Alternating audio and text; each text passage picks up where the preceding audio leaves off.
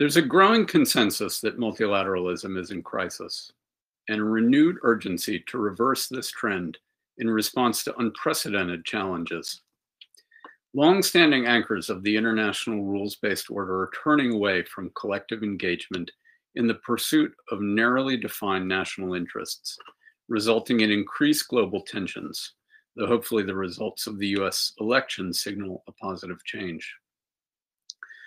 Rising nationalism, protectionism, and xenophobia are fueling inward-looking politics, dynamics underscored by the go-it-alone approach of many countries to the borderless threat posed by COVID-19. Citizens' faith in multilateral institutions has been declining, most evident in the success of the Leave vote for Brexit in 2016.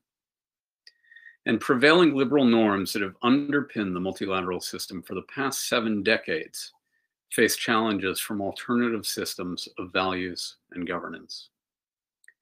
Indeed, shifts in global and regional balances of power and increasing geopolitical competition are exacerbating political and economic divisions and undermining international cooperation in response to myriad transnational challenges, from addressing climate change, global poverty, and terrorism, to managing emerging risks like migration, the use of autonomous weapons, and the governance of cyberspace.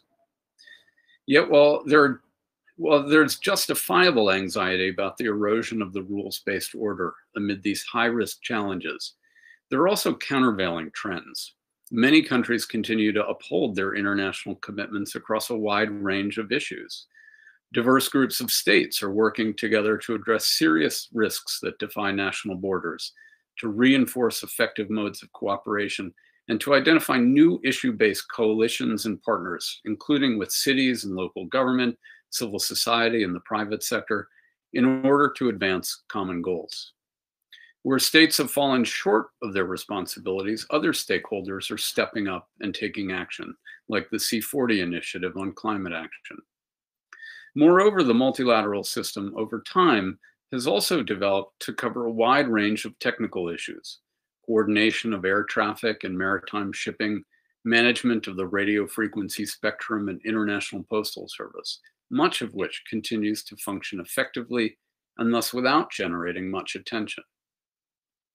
What then exactly is the state of commitment to the multilateral system? If important parts of it are clearly in crisis and others appear to be in flux, still others seem to be reliably stable.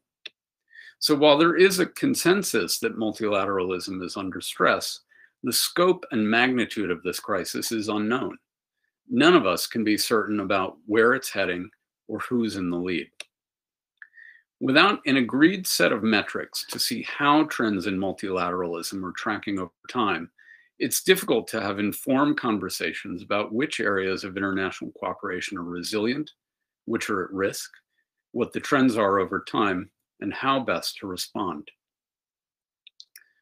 The Multilateralism Index project aims to fill this gap by providing an empirical basis to better understand the current state of the multilateral system and to inform decision-making regarding where to focus political and other efforts to advance collective action. The index, being developed by the International Peace Institute and the Institute for Economics and Peace, seeks to provide an evidence-based assessment of commitment to multilateralism. It will assess first whether or not a true crisis of multilateralism is occurring by determining, using both quantitative and qualitative data, thematic areas that have experienced a decline in commitment to multilateralism and areas where it remains vigorous and resilient. Second, the state of international commitment and how it's changing over time by measuring the extent to which formal and informal fora for collective problem solving, including in emerging areas. In other words, where do formal binding agreements remain the norm, and where are they being bypassed in favor of ad hoc, issue-based, and often voluntary frameworks?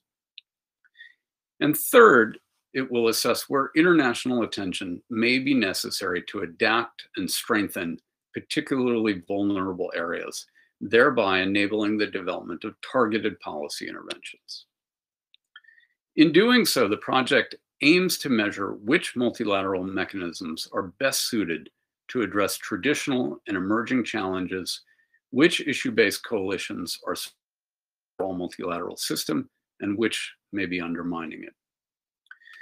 So how will the index work and what will it look like? The project will develop a set of barometers that will serve as a composite indicator of commitment to multilateralism based on engagement in multilateral institutions, structures, and processes. The project will measure global commitment across 6 key domains or pillars that reflect both existing and emerging imperatives: peace and security, human rights and humanitarian action, sustainable development, international trade, global public health, and climate action.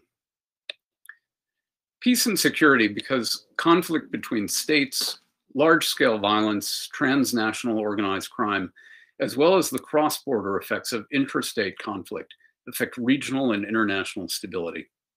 Multilateral efforts in this domain include legal regimes for agreeing on joint action and setting and enforcing norms, for example, on non-aggression and arms control. Second, human rights and humanitarian affairs, which, as enshrined in the Geneva Convention and the Universal Declaration of Human Rights and other international treaties and law, are recognized as universal, while both threats to and capacities to protect these rights are increasingly transnational. This domain will measure commitment to international cooperation in delivering and defending rights, including the capacity to meet the need for humanitarian relief. Third, sustainable development, because disparities in socioeconomic development within and between countries create stresses on domestic and international systems that are ultimately unsustainable. Multilateral efforts in this domain are those that serve to raise standards of living and basic human capacities around the world. The fourth pillar is international trade. Multilateral trade regimes enable countries to act together to facilitate the global movement of goods. They provide platforms for countries to negotiate the terms of externalities and economic imbalances and set and enforce norms, including through dispute settlement and sanctions. Fifth, global public health. You know too well, communicable diseases can rapidly spread across borders with devastating effect. Medical treatment and equipment often rely on global supply chains. Multilateral efforts seek to coordinate responses, including early warning, control measures, and distribution of vital medical material. And finally, climate action and environmental sustainability. Global commons, including the climate, oceans, and atmosphere, transcend national boundaries. Multilateral efforts in this domain manage access, use, and stewardship of these shared resources. Over time, the Multilateral Index project could be expanded to include additional domains in which multilateral decision-making plays a significant role. For example, global infrastructure, the processes that enable seamless communications and internet access across the world, and air, sea, and land transportation, including through institutions like the International Telecommunications Union, the International Civil Aviation Organization, and the International Postal Union. Another area is that of emerging technologies, the use of which are increasingly preponderant. Frameworks with clear principles and norms help guide the use and application of such technologies, ensuring their universal access and peaceful use across developed and developing countries.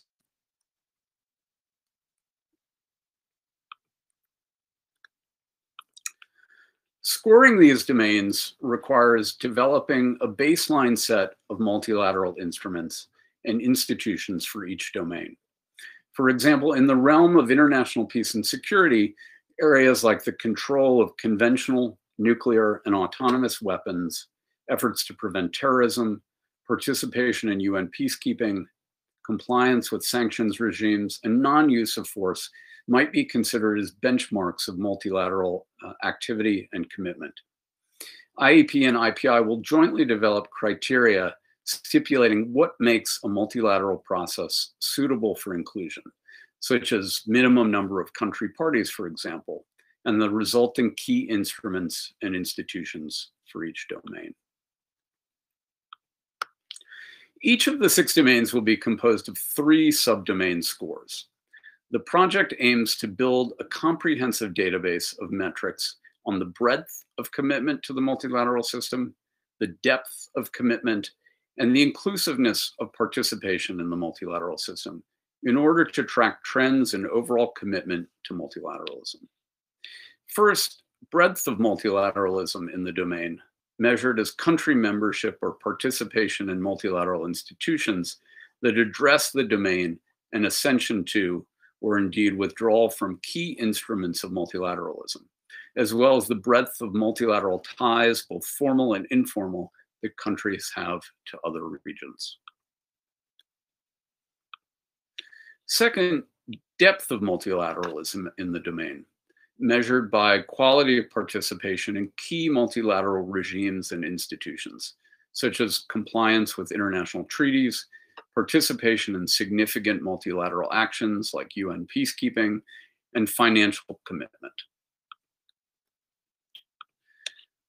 The third subdomain, and the most challenging, is the inclusiveness of multilateralism in a given domain. While states remain at the core of the multilateral system, it's been gradually evolving to include a range of non-state entities, civil society organizations, cities and other sub-state units, regional organizations, and the private and philanthropic sectors. As evidenced by partnerships to address challenges like climate change, vaccines and therapeutics for infectious diseases like COVID-19, and to control autonomous weapons. To reflect this change, the project uses a more inclusive definition of multilateralism that reflects its networked character. Inclusiveness will be measured using a scoring system for participation by non-state actors in available multilateral efforts or institutions, including, for example, institutions or processes accepting non-state actors as members or signatories alongside states, or in which they depend on private funding. In each of these 6 domains, these 3 subdomains will then be combined to develop a barometer of international engagement. Each barometer score will measure commitment to the institutions, structures, and processes that facilitate international cooperation to address global challenges. To complement the quantitative data, the index will also use qualitative analysis of emerging trends. Together, the index will measure and track whether and how commitment to multilateralism is changing and manifesting in response to international challenges. An important aspect of this work is that it is not an index that ranks countries on a composite number. And this is in response to sensitivities by countries regarding a single aggregated ranking. Creating 6 barometers avoids such issues. The project will allow comparison of a country's commitment to multilateralism as compared to global and regional averages. This is different from ranking countries using a traditional index, and in the case of multilateralism is believed to provide a more useful tool. The framework for the database will yield comparable metrics across each of the domains, allowing for the calculation of a separate but comparable barometer of multilateralism for each global challenge. The world score in each domain will identify the areas in which most of the world shows the most, or conversely least, commitment to multilateralism. The calculation of 6 indices then will yield results that reveal how, both in form and quantity, countries are or are not working together in each of the key areas that require significant international cooperation. In the time that remains, let me say a word about how far along the project is and what the next steps are. Over the past few months, IPI and IEP have been working to agree on the overall methodology that the index project will use. With seed support, we're about to undertake an audit of available data sets for the 6 domains, including identification of data gaps where new data sets will need to be created, and the methodology for doing so. The results of this work will be a detailed proof of concept study. Following that, and subject to project support, the aim is to construct a pilot version of the index during 2021, including consultations with different stakeholders on the emerging findings and finalization of the first report, with the goal of making the index an annual product that tracks emerging trends in international commitment of multilateralism and provides an empirical basis for decision makers on how to reinforce collective action. Thanks. I look forward to answering any questions and taking comments. So, got a number of questions. One of the questions is around where cooperation between state actors today is most difficult. And part of the intent of the index is precisely to answer that, because I think depending upon where we sit, we tend to gauge the crisis of multilateralism based on those issues that are most important to us. For many of us who work in the peace and security arena, paralysis of the UN Security Council has been a leading indicator, but similarly, the existential inability to curtail the emission of global greenhouse gases and keep climate change at between the 1.5 and 2 degrees Celsius range, or indeed the go it alone approach to combating COVID-19 that we've seen from some countries that I've mentioned. I think conversely, in other areas, we continue to see general cooperation despite big trade wars, for example, between the US and China, and the undermining of the WTO dispute resolution mechanism. Global trade continues to work, and there are a whole number of technical areas that I mentioned where we see cooperation still working. So the idea of putting together an empirical measure is to be able to say with a greater degree of accuracy of where we're seeing states and that wider set of stakeholders pursuing global cooperation, and where in fact the multilateral system may be at risk and on what issues. Another question that has come in is how the index can be used by policymakers and advocacy bodies once it's established.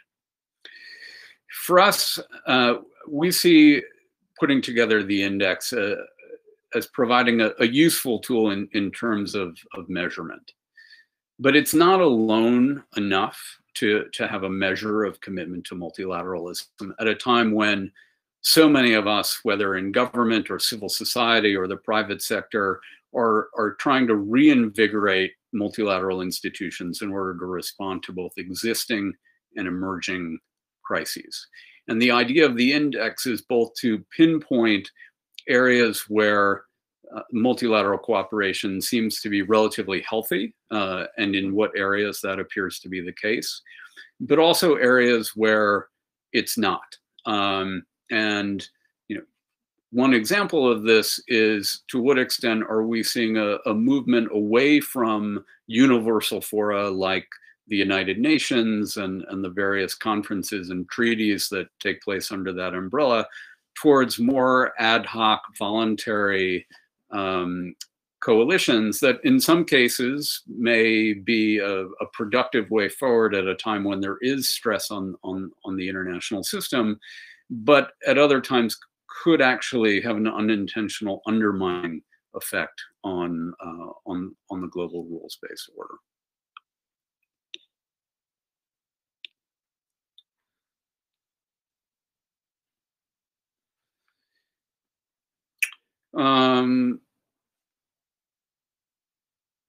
So we've got a question about how the crisis of multilateralism relates to the failure of the main UN institutions to reform, particularly the UN Security Council. I think particularly in the management of international peace and security, Syria, Libya, Yemen, it's been incredibly frustrating seeing the tremendous loss of human life and the inability of both global and regional powers to come together to try and push the parties to the negotiating table, but also to avoid that that loss of life. And that's in part due to various factors that are going on in the world today. We see increased geopolitical competition between major powers playing out in the council that is driving them apart and making consensus much harder to reach on, particularly on conflicts in areas where those same actors have a stake. But we're also seeing increasing involvement of regional actors, particularly in some of the crises I mentioned, like Yemen and Libya. The result of which as each country becomes much more focused on pursuing its own national ambitions, it becomes much harder to find a basis for cooperation.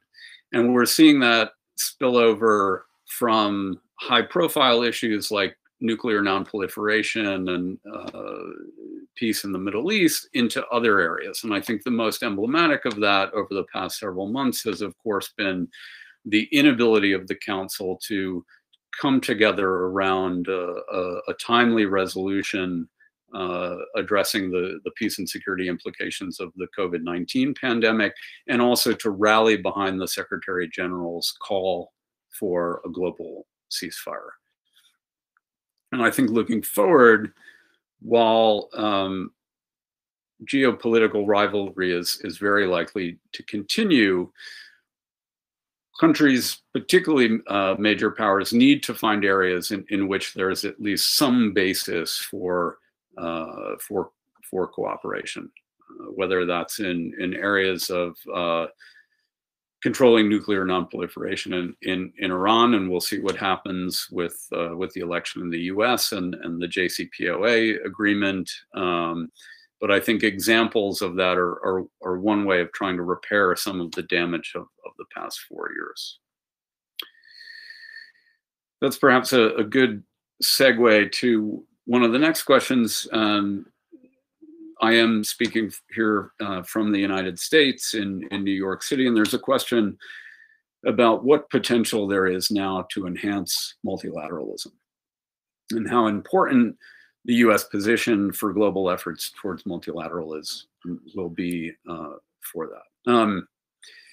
I think the election will signal a sea change. At the same time, I think it's important to keep it in mind, particularly for those who will be serving in the next U.S. administration, that the global environment has changed tremendously in the past 4 years, and we're not snapping back to the end of the Obama administration. We've seen a tremendous a tremendous undermining of multilateral institutions, a loss of public confidence, increased rivalry, an effort by many actors to try and shift the norms that underpin those institutions over the last few years. And I think one of the big challenges facing the incoming administration will be revitalizing those institutions, reassuring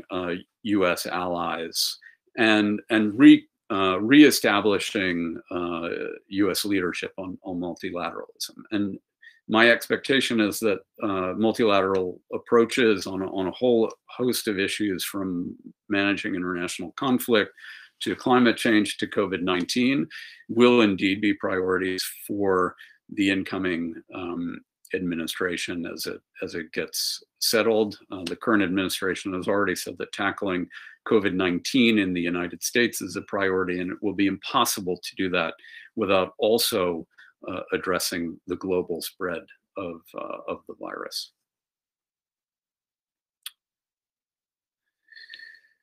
There's a question around the relationship between multilateralism at the global level and transnational civil society networks. I think one of the big criticisms and perhaps one of the drivers of this crisis of multilateralism is the issue of inclusivity, and the fact that in many ways the system that we've inherited has in some cases is the better part of going on 70 years old, and was designed at a time when states were the principal actors in international affairs. There were few, if any, civil society organizations in the sense that we understand them today. And on so many of the issues that we've been talking about today, there is now a much greater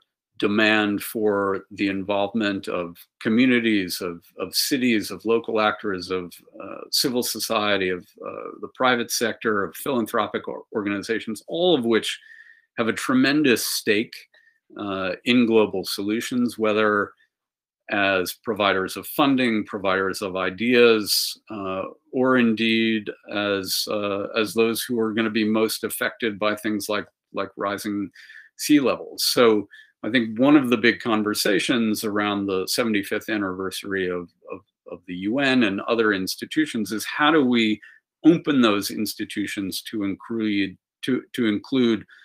a wider set of stakeholders, and move beyond a system that, for the most part, is geared towards just member states as participants. So maybe one final question in the time that remains, and that's, how are we going to collect data and how we plan to work with local partners on the ground? So there are a number of data sets out there across all of the 6 domains that we're interested in.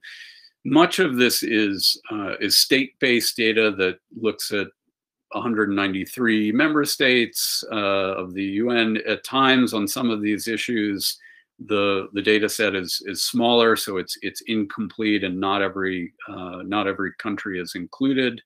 But where this data audit that I mentioned is going to look at what available data sets are out there that we can potentially use for the index, but at the same time where there are gaps. And in particular, one of the big gaps that we need to address is around that third subdomain on inclusivity. And we're right now looking at identifying a set of benchmark processes, institutions, et cetera, that potentially include cities and other actors in order to use that as a measure. And the idea will be to try and establish some consistency across the 6 pillars.